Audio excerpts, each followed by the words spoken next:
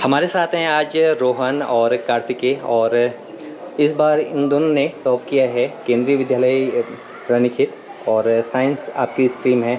मैं कार्तिकेय आपसे जानना चाहूँगा कि आपने अपने आप को एग्ज़ाम ड्यूरेशन में और साल भर कैसे प्रिपेयर किया और क्या क्या डिफ़िकल्टीज आपके स्टडी से रिलेटिव आई?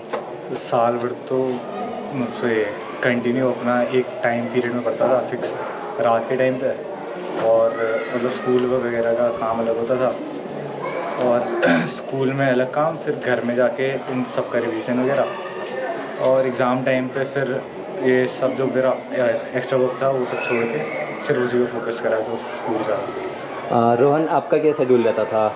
मेरा तो ये कि जैसे साइंस थी तो फिज़िक्स, केमिस्ट्री, मैथ्स इन सबको ज़्यादा इंपॉर्टेंस दी थी, तो इनके लिए टाइम डिवाइड कर लिया था। जैसे बाकी कोई सब्जेक्ट हो गए CS वगैरह, उनके लिए पेपर्स हैं, कुछ दिन पहले इन सबको करते रहे, फिर ये ऐसे कर करके टाइम बनाया था, इतने घंटे इसका, इतने घंटे इसका। और एक और जो सबसे ज़्यादा मुश्किल आती है एक छात्र के जीवन में, वो ये कि पेरेंट्स को, जो भी आपके रिश्तेदार हैं, और यहाँ तक कि कहीं ना कहीं टीचर्स को भी ये लगता है कि यदि अच्छे बच्चे हैं तो इन्होंने बहुत अच्छा करना चाहिए था। एक मेंटल प्रेशर क्या होता है, कैसे उन चीज़ों से आपने अपने आप को बैलेंस रखा? प्रेशर का तो ऐसे देखा नहीं कभी हो, कि जितना खुद कर सकते थे उतना कर दिया, फिर बाकी गिल्ट लेने का कुछ वो नहीं था। यानी कि आपका जो अपनी ओर फोकस, से हो गया उतना कर दिया, बाकी रिजल्ट तो अपने हाथ पे भी नहीं है। यानी कि कर्म करते जाओ, फल की इच्छा नहीं की, यानी कि आपने एक डेली रूटीन में अपना जो शेड्यूल बनाया था उसे आपने फॉलो किया। इसके अलावा आप स्कूल में आपको कौन सा सब्जेक्ट अच्छा लगता था, कौन से टीचर, और एक स्कूल का जो आपका लाइफ का एक्सपीरियंस होगा, आपने यहाँ पे जो समय बिताया होगा, उसके बारे में कुछ?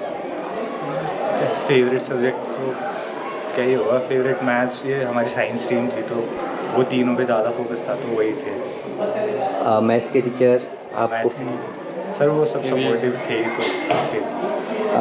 और एक और चीज़, जो आने वाले छात्र हैं इस विद्यालय के लिए, उनको एक मैसेज देना चाहोगे कि क्या करें और किन चीज़ों से दूर रहें? इतनी ज़्यादा हो, मतलब खाली कुछ फिक्स टाइम बना लो, ज़्यादा भी मत पढ़ो, कम भी फिक्स्ड पढ़ो, उसके बाद बिना किसी उसके जो काम एक्स्ट्रा कुछ करना है वो सब करते रहो। बाकी मतलब ये भी नहीं कि किताब पे ही लगे रहो पूरा दिन रात। कार्तिकेय, आप क्या कहना चाहेंगे? आपकी ओर से क्या मैसेज है? थोड़ा 12th के अलावा आगे कभी सोच के चलना चाहिए, फिर जेई वगैरह के भी वगैरह सब देखना चाहिए। यानी कि आप बैलेंस बना के रखेंगे फ्यूचर में मुझे क्या करना है, स्टडी के लिए एक प्रॉपर टाइम, इसके अलावा आपने डेली रूटीन में जो भी चीज़ करनी है, हर चीज़ के लिए एक समय निर्धारित आपने किया। और आगे का जो आपका भविष्य है उसके लिए क्या सोचा है, कैसे तैयारी करनी है, और क्या क्या चीज़ें सोच के रखी हैं?